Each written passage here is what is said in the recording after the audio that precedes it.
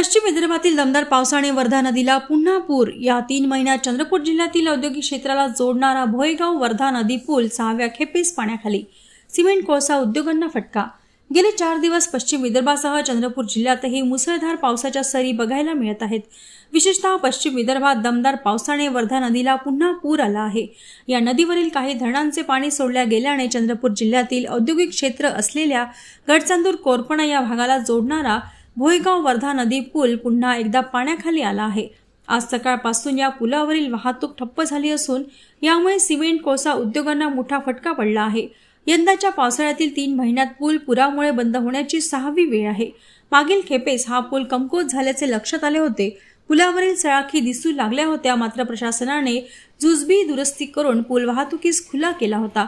आता 8 दिवसात पुन्हा एकदा पूल पाण्याखाली आल्याने दोन्हीकडील वाहतूक ठप्प झाली आहे। परिणामी अवजड वाहनांच्या रांगा लागल्या असून या भागातील नागरिकांसाठी देखील हा कमी उंचीचा पूल त्रासदायक व धोकादायक ठरत आहे। पुराचे पाणी आणखी वाढल्यास आसपासच्या शेकडो शेतशिवारात पाणी शिरून असले नसले सोयाबीन उद्ध्वस्त होण्याची भीती व्यक्त होत आहे।